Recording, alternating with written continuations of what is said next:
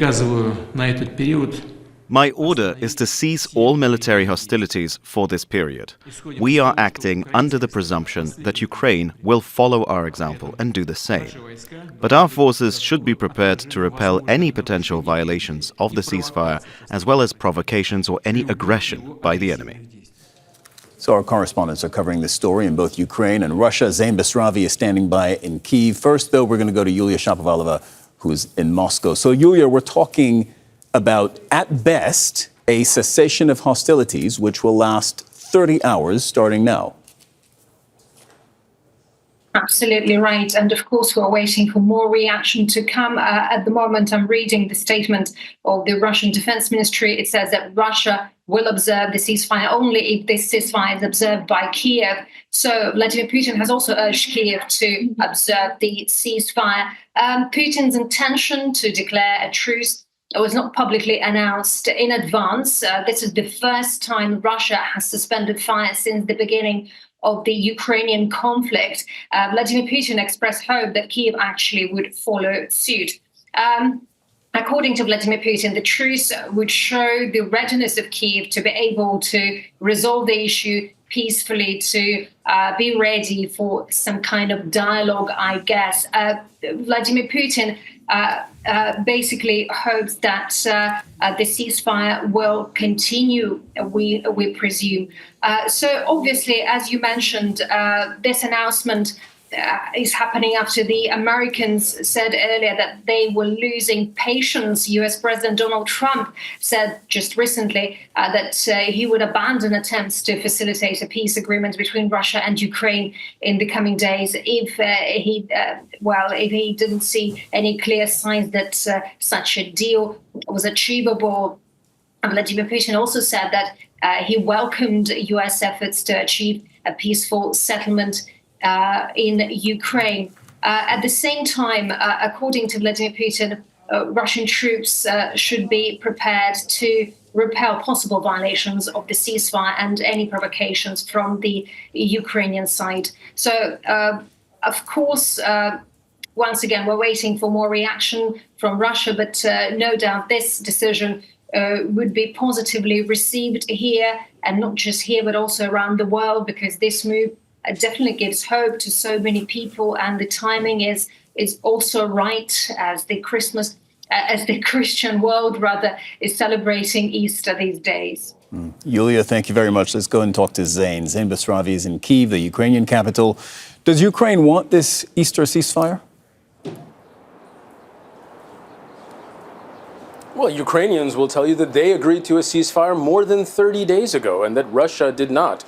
So the responses we've seen by and large across the board in Ukraine from members of parliament, from officials, from military and civilian leadership, from bloggers, all really point to the fact that everyone here feels that this is simply a way for Vladimir Putin to carry out a publicity stunt to try and buy some time with the White House. Now, we've had a response from Ukrainian President Volodymyr Zelenskyy as well. He spoke he issued a statement just about 15 or 20 minutes ago, and he said he's received a report from the Commander-in-Chief, Alexander Syrsky, and he said, "Today our forces continued operations in the Kursk region and are holding their positions in the Belgorod region. Our troops advanced and expanded our zone of control." Then he went on to address Putin's so-called ceasefire. He said, "As for yet another of Putin's attempts to toy with human lives, an air raid alert is spreading across Ukraine at 5:15 local time. Russian attack drones were detected in our skies. Ukrainian air defenses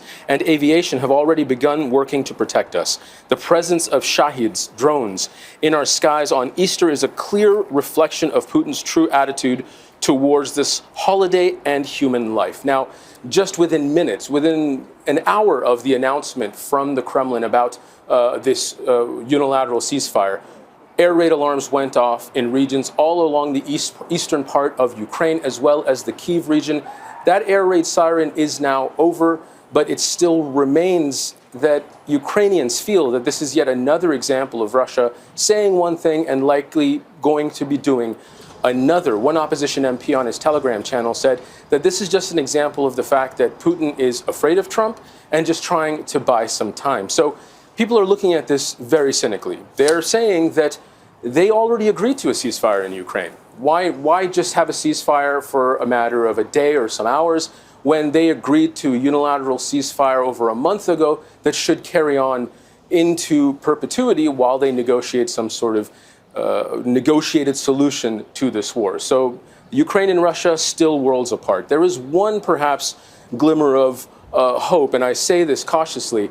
We do know that there was a prisoner exchange in the works that has taken place, according to the Russian Ministry of Defense. 246 Ukrainians for 246 Russians. We're waiting for official confirmation from the Ukrainian side, but there were reports that this was going to happen around Easter. So perhaps this is an example of the fact that when the two sides do want to cooperate on something, they are able to do so. Zein Basravi reporting from Kyiv. I want to put some of this, a lot of this, in fact, to Hanna Shelest, Security Studies Program Director at Ukrainian Prism. That's a foreign policy and security think tank. You're joining us live, Hanna, from Odesa in Ukraine. How do you look at this ceasefire? Again, 30 hours long, if it even holds. I mean, quite skeptical considering the previous history, the previous years, Russia been bombing, including Odesa, very heavily, exactly on the Easter, what is very contradicting to the idea of the protectors of Christianity and all those traditional values. However, there is a hope, as usually, a ceasefire is definitely very positively can be accepted in Ukraine. But we need to see the reality. The 10 years of the ceasefires with the Russian Federation, unfortunately, made us very skeptical about their longevity and about the real fulfillment, how it will be, where it will be. And 30 hours is not that much, but during the holidays, you value each hour without the air raids. Let's look, that's just the promises now, 1 hour difference between Moscow and Kyiv. So 6 p.m., we don't know which time, considering the current air raids in Kyiv. Oh, you make a very good point, because we said the ceasefire starts now, but that's on Moscow time, because they said it starts 6 p.m. It's 8 minutes past 6 p.m. right now in Moscow. Thanks for that clarification. From your security studies expertise viewpoint, do you think Ukraine should abide by this ceasefire? I mean, Ukraine definitely would be ready to obey to these 30 hours, even that it was announced by Russia without any negotiations or improvement from the Ukrainian side. Exactly what your journalist just said, that Ukraine agreed to the 30-day ceasefire during the negotiations in Saudi Arabia. And at that time, we were ready to the total ceasefire, both on the land and on the sea. Then there were proposals to agree and to start negotiations about ceasefire in the maritime domain. However, you remember the responses from the Russian Federation. Either there were new demands that the ceasefire only possible if some sanctions would be lifted off, or they wanted just a full-fledged negotiations started without any preconditions for the ceasefire. That's why, is Ukraine ready? Yes, it will try to have it, but Ukraine also needs to be ready and on the high alert, because previous experience demonstrated that we cannot relax, unfortunately. What do you think is the play for Vladimir Putin here? Because he didn't have to announce this unilateral ceasefire, so why is he doing it? It's very simple. Let's remember the latest statement from the White House, especially from the President Trump, who confirmed that if there is no goodwill during the negotiations, and as for now we don't see this goodwill, the U.S. is just getting out as the mediator. And for the Russian Federation, for the Kremlin, the current administration as the mediator is very beneficial. It's much more pro-Russian sometimes, or better say, it's not pro-Russian, but it's much more open to the demands of Moscow than what we had before, and definitely much more open than the European partners. That's why they feel that they can manipulate with White House much better than with the Berlin or with London or with the Paris. And now to have Washington just to turn off from these negotiations would be very negative consequences. They need to secure their return or their stay as the mediators. Hanna Shelest speaking to us from Odesa in Ukraine. Thank you very much for joining us on the Al Jazeera NewsHour. Make sure to subscribe to our channel to get the latest news from Al Jazeera.